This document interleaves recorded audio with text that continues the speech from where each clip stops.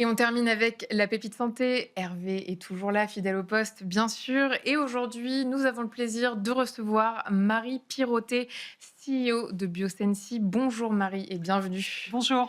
Vous êtes à l'origine de Biosensi, donc qui s'attaque à un enjeu énorme, mieux prendre en charge les pathologies respiratoires chroniques grâce à l'IA et au suivi prédictif à distance. Je ne me trompe pas. C'est exact. Concrètement, votre solution repose sur un bracelet connecté, une plateforme de télésuivi et un algorithme prédictif. C'est tout à fait ça. Est-ce que vous pouvez nous éclairer sur son fonctionnement, s'il vous plaît? Alors, je vais d'abord préciser un point, c'est qu'en fait, on traite les insuffisants respiratoires, mais les patients atteints d'une pathologie en particulier, qui est la BPCO, la bronchopneumopathie chronique obstructive. C'est une maladie qui est assez peu connue, qui est pourtant la quatrième cause de mortalité mondiale. Il y a pas loin de 500 millions de patients dans le monde, 3,5 millions en France. Et un des enjeux majeurs de cette pathologie, qui est un enjeu de santé publique, Mmh. est la dégradation de la santé du patient, qu'on appelle une exacerbation. Excusez-moi, j'ai un petit virus, donc pardon. C'est bien, ça illustre bien le Ouais, heureusement pour moi, c'est pas non. chronique. Donc, les exacerbations, ces crises, en fait, engendrent des hospitalisations en urgence et elles ont surtout des conséquences dramatiques, puisque le taux de mortalité un an après la première exacerbation sévère est de 26%. Et en fait, c'est pour répondre à cet enjeu que nous avons voulu créer Biosensi avec mon associé Yann Le Guillou, en se disant qu'on souhaitait apporter une solution de médecine prédictive qui permette de anticiper ces crises, d'annoncer le risque d'exacerbation pour laisser le temps aux médecins d'adapter le traitement et Mmh. d'éviter l'hospitalisation et les conséquences associées. Pardon, mais Donc pourquoi du elle coup, est j'ai si refait un peu peu. connue, cette, Alors ça, c'est je vais pas pathologie, si pouvoir elle est tout si, vous dire. non, mais si elle est si, Bah, je sais honnêtement, répandue? je sais pas trop. C'est une maladie qui est liée au tabac dans 80 des cas. D'accord. Le Donc il y a un résultant, c'est facteur, souvent les maladies professionnelles. C'est une maladie un peu honteuse et qui a aussi, à une époque, été mal, enseignée, tout simplement dans les facs de médecine aussi. Enfin, il y a peut-être une forme de et ça dysphonie? passait beaucoup sous des bronchites chroniques, et cetera. Donc voilà, on a identifié un peu mieux. Enfin, la science avance, mais effectivement, c'est Mmh. malheureusement assez peu connu. Et alors pardon, Donc revenons je à vous nos ai dit tout moutons, ça, mais sur je le vous ai pas répondu à fonctionnement. la question, Oui. voilà. Donc pour pouvoir apporter cette solution de médecine prédictive, en fait, on a, un bracelet qui mesure les signes vitaux du patient. Donc on mesure la fréquence respiratoire, le rythme cardiaque, le taux d'oxygène dans le sang et basé sur ces signes vitaux, en fait, on calcule chaque heure un score prédictif qui permet de mesurer le risque d'exacerbation et de prévenir le médecin. Et donc nos études cliniques démontrent qu'on est capable de prédire, grâce à notre algorithme basé sur l'intelligence artificielle, donc 86 des cas, en moyenne 4 jours avant l'hospitalisation et jusqu'à 7 jours avant. Ce Donc qui ça peut laisse même le empêcher l'hospitalisation, la prévenir?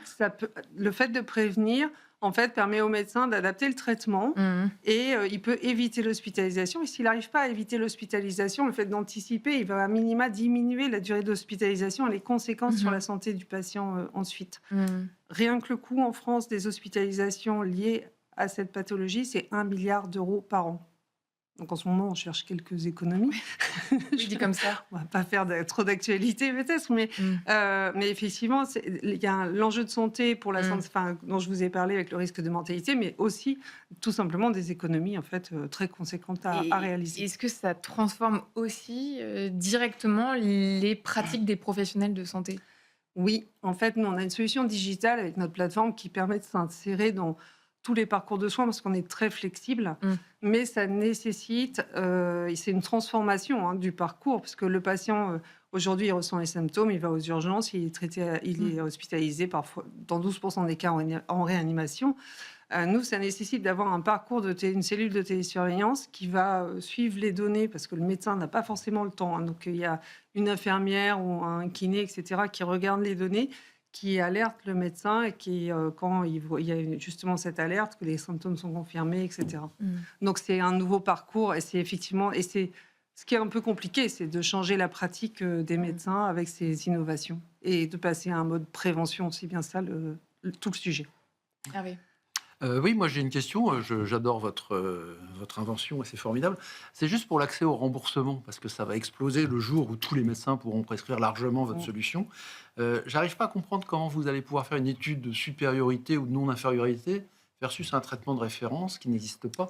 Donc c'est là où j'ai une question. Comment vous allez faire pour démontrer l'intérêt, pas médico-économique, mais médical de votre solution? On a une étude qui est en cours actuellement. C'est une étude contrôlée randomisée multicentrique. Alors, pardon pour le terme un peu technique, mais concrètement, il y a 2 bras dans cette étude.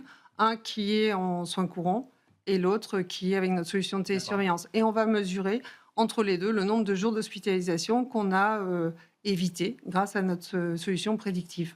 Et donc là, on démontre un vrai bénéfice et un impact sur la morbidité des patients, sachant qu'on a déjà une étude qui a démontré un impact sur la qualité de vie uniquement par la télésurveillance. En fait, les patients c'est des patients qui sont plutôt âgés, souvent isolés, les 2 tiers en zone rurale. Et donc, ils se sentent rassurés par le port du bracelet, le fait de savoir qu'il y a un professionnel de santé qui regarde en fait sur la plateforme comment ils vont. Et dans 95%, ils sont rassurés, ce qui fait qu'on a un très beau taux d'observance sur le bracelet, puisqu'ils le portent dans 86% du temps, la nuit, le jour, etc. Ce qui permet vraiment aux médecins d'avoir des données en vie réelle, vraiment représentatives de l'état de santé du patient dans son quotidien et à domicile surtout.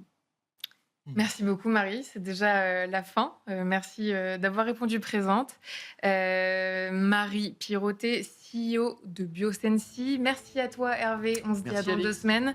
C'est déjà la fin de cette émission. À bientôt sur Be Smart for Change.